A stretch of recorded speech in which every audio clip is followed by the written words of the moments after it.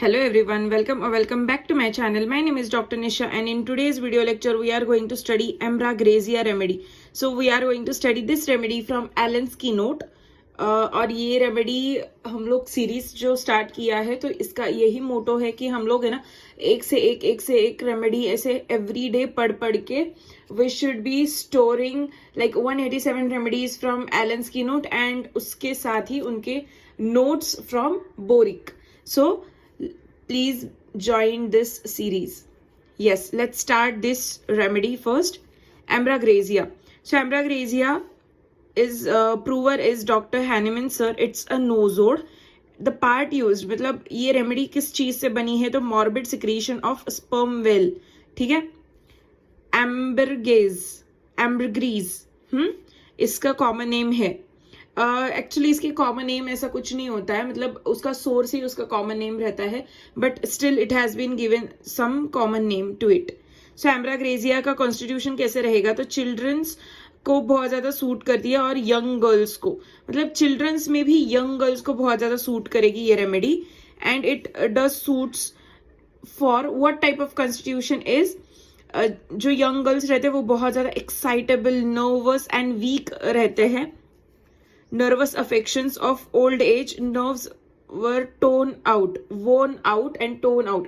मतलब कैसे रहते हैं ये लोग कि है ना छोटे छोटे बच्चों में स्पेशली गर्ल्स में ये बहुत ज्यादा देखा जाता है. जो गर्ल्स थोड़े से नर्वस रहते हैं, जो गर्ल्स थोड़ा सा प्यूबर्टी हिट करते हैं तो वो गर्ल्स थोड़ा सा है ना अपने आप अंदर ही रहते हैं, बहुत खुद का लाइक इंट्रोवर्टेड गर्ल्स हम लोग बोलते हैं, थोड़े शाई टाइप ऑफ गर्ल्स रहते हैं एंड वेरी एक्साइटेबल. उनकी सिचुएशन बहुत एक्साइटेड रहती है, मतलब है ना कुछ भी अगर थोड़ा बहुत भी स्टिमुलाई मिल जाए ना they start exciting symptoms, they show the excited symptoms और they show the symptoms in a more way.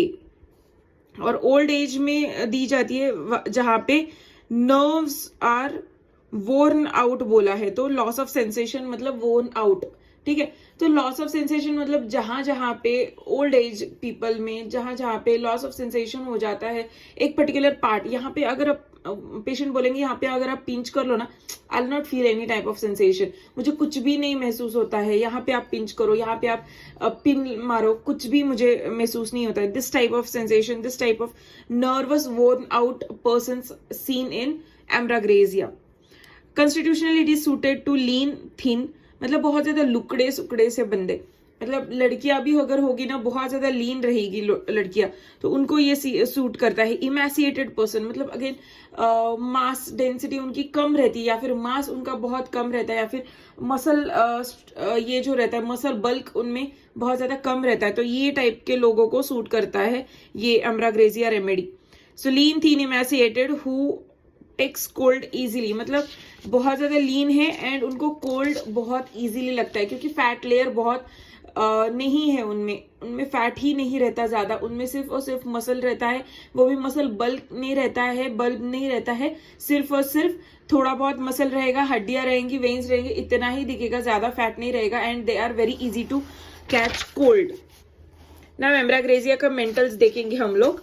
So mentally it is having great sadness, sits for days weeping, मतलब बहुत ज्यादा सैडनेस रहता है, अंदर ही अंदर छुपा के रखते हैं सैडनेस एंड इतना रोते कि है ना वो बार बार ब्रूटिंग बहुत रहता है इनमें कि है ना वो बार बार वो निकाल के रोते रहेंगे, दिन भर रोएंगे, 3-4 दिन रोएंगे, 5-6 दिन रोएंगे, बार बार रोएंगे बार बार. ठीक है. After business embarrassments unable to sleep must get up, मतलब कुछ भी अगर बिजनेसेस में लॉस हो गया या फिर है ना कुछ भी ऑकवर्ड सिचुएशन जैसे हो गई, ऑकवर्ड मोमेंट्स हो गया अगर बिजनेस में तो है ना वो लोग रात भर दिन भर नहीं सो पाएंगे और सोएंगे ही नहीं. सो ऐसा सिचुएशन हो जाएगा इनमें तो वो ऐसे करेंगे और दिन भर रोते रहेंगे. माउथ रैन्युला विद फिटेड ब्रेथ, रैन्युला मतलब क्या होता है कि टंग जो रहता है ना टंग के नीचे के साइड में एक अल्सर टाइप नहीं तो बल्ब टाइप, ब्लेस टाइप या फिर सिस्ट जिसको हम लोग बोलेंगे, थोड़ा सा है ना टंग के नीचे ऐसे सिस्ट लाइक फॉर्मेशन रहेगा तो है ना, और उसमें है ना थोड़ा सा गंदा पर्स या फिर बैक्टीरियल इन्फेक्शन बहुत ज्यादा रहेगा रैनुला में. सो उसकी वजह से बैड ब्रेथ आ सकती है, तो it is good, one of the best remedy, ambra grisea is one of the best remedy for ranula. Gastrointestinal system, sensation of coldness in abdomen, तो है ना कोल्डनेस इन एब्डोमेन, तो ये सेंसेशन ध्यान में रखना कैसे है, तो sensation coldness, the presence of others even the nurse is unbearable during stools, मतलब उनको है ना कोई भी नहीं चाहिए, अगर छोटा बच्चा भी होगा ना तो उनको ऐसे होता है कि है ना नहीं मैं डायपर में नहीं करूंगा स्टूल पास, मुझे है ना कोई भी नहीं चाहिए, even he can't bear his front relatives also, या फिर इमीडिएट रिलेटिव्स ऑल्सो उसको पसंद नहीं रहेंगे, कोई भी उसको नहीं चाहिए रहेगा स्टूल पास करते समय, he'll cry and cry a lot but he'll not pass his stools. How are the stools? Stool are frequent ineffectual desire which makes them anxious, मतलब बहुत फ्रीक्वेंट, बार बार जाना पड़ेगा, अर्ज इतना रहेगा कि थोड़ा बहुत भी खाना खा लिया और अभी लग रहा है कि कुछ नहीं है पेट में, ठीक है अभी मैं, और है ना थोड़ा बहुत भी खाना खा लिया, has to rush to washroom, has to rush to a rest room and pass stool, तो मतलब इतना ज्यादा रश करना पड़ेगा कि है ना थोड़ा खाना खाया, नहीं अभी तो स्टूल पास करना है, वॉशरूम जाके आना है, टॉयलेट जाके ही आना है, दिस टाइप ऑफ डिजायर, इसकी वजह से वो लोग बहुत एंशियस रहते हैं और उनको है ना एम्बेरसमेंट भी बहुत ज्यादा होती है. तो female reproductive system, female reproductive system में क्या है, discharge of blood between periods, मतलब अभी पीरियड्स होके गए उसके 5-1 दिन बाद फिर से पीरियड स्टार्ट हो गया, मतलब थोड़ा बहुत डिस्चार्ज चला गया एक दिन का, एंड उसके बाद फिर से सीज हो गया, फिर से 10-12 दिन बाद पीरियड स्टार्ट हो गया, 1 दिन 2 दिन गया, फिर अगेन मेंस्ट्रुअल साइकिल आ गए, मेंस्ट्रुअल साइकिल के बाद फिर से 10 दिन बाद पीरियड्स आ गए, this type of situation is there.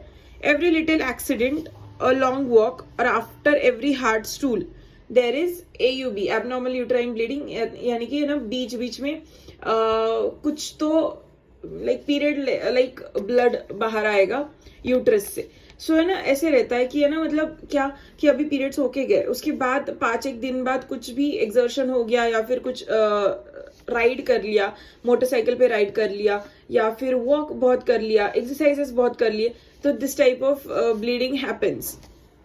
Leucorrhoea, how is the leucorrhoea? Leucorrhoea is thick bluish white mucus, blue और व्हाइट कलर का म्यूकस फॉर्मेशन रहता है, लाइक अगर कॉटन देखोगे, कॉटन में अगर शाही लग गई, मतलब ब्लू कलर का इंक लग गया कॉटन में, तो वो कैसे लगेगा, ब्लूइश व्हाइट कैसे लगेगा, उस टाइप का उनका लुकोरिया रहता है और थिक रहता है, जैसे ही कापूस मैंने जैसे बोला कॉटन का जो बड़ा सा बर्ड रहता है वैसे ही सिर्फ दिखेगा सेम, स्पेशली और ओनली एट नाइट, सो ये नाइट में स्पेशली बहुत ज्यादा दिखाई देंगे. रेस्पिरेटरी सिस्टम, वॉलेंट कॉफ इन स्पैस्मोडिक पैराक्सिजम्स, मतलब इतना ज्यादा वॉलेंट कॉफ रहेगा कि है ना अभी खांसी आ रही है, फिर से वो खांसी आती रहेगी, इतनी जोर जोर से आती रहेगी और उनको है ना पैरोक्सिजोमल कॉफिंग रहेगी बार बार, और स्पैस्मोडिक मतलब एक खांसी खत्म नहीं होती कि दूसरी शुरू, मतलब उनको चोकिंग टाइप ऑफ फीलिंग रहेगी, ब्रेथलेस टाइप ऑफ फीलिंग रहेगी, ऐसे उनको रहेगा. विथ इरेक्टेशंस एंड होर्सनेस, मतलब उनको ना डकारे बहुत रहेगी, फिर बेल्चिंग बहुत रहेगा, एंड होर्सनेस मतलब घसा मतलब गला भी उनका है ना बैठा सा रहेगा, मतलब बहुत घुंघराला आवाज उनमें से आएगा. वर्स टॉकिंग और रीडिंग अलाउड, मतलब जितना आप है ना जोर से पढ़ोगे या फिर है ना जोर से बोलोगे, पब्लिकली बोलोगे, उतना आपका होर्सनेस बढ़ता ही जाएगा.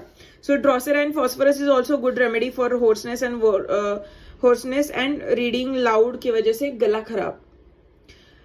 It is also aggravated in the evening without, मतलब कॉफ एंड इरेक्टेशंस, कॉफ आया तो ठीक है और इरेक्टेशंस आए तो भी ठीक है, तो है ना अल्टरनेट नहीं आएगा, ये साथ में आएगा लेकिन कभी कभी आएगा भी नहीं. सो है ना कॉफ होता है विथ और विदाउट इरेक्टेशंस.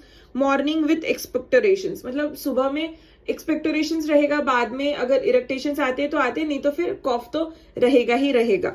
वूफिंग कॉफ रहेगा, like barking type of cough, whooping cough रहेगा बट विदाउट क्रोइंग इंस्पिरेशन, मतलब ऐसे जब भी आप सांस लोगे ना तो खांसी आते समय कैसे एक घुंघरा सा आवाज आता है कि ऐसे सांस अंदर लोगे तो है ना छाती से या फिर चेस्ट लैरिंग्स से आपको है ना ऐसे घुंघरा सा आवाज आता है, तो वो कॉफ विदाउट होके बड़ी वाली खांसी विद पैरोक्सिजम्स निकलेगी.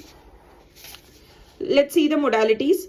Aggravating modalities is by warm drink, warm room, aggravation warm drink से है, वार्म रूम से है, म्यूजिक से है, लाइंग डाउन से है, रीडिंग से है, टॉकिंग से है, जोर से बात करने से, presence of many peoples after walking, मतलब उनको प्रेजेंस ऑफ मेनी पीपल्स के टाइम पे टॉयलेट पास नहीं होता है, वार्म ड्रिंक से, रूम से, म्यूजिक से उनको है ना गला खराब होता है, वो नर्वस एक्साइटेबिलिटी उनकी बढ़ जाती है। एमिलरेशन बाय ईटिंग, देन उसके बाद आफ्टर ईटिंग, फिर cold air, cold food, drinks rising from bed, मतलब ये मोडालिटीज आपको है ना ध्यान में रखने की बात है। लाइक वार्म ड्रिंक से एग्रेवेशन होता है और कोल्ड से एवेलरेशन होता है। So this is what peculiar in ambra grisea and similar to these many remedies. I will not read out for you guys, but yes keep in mind कि ये सारी रेमेडीज होती है similar to this with the relationship of ambragresia.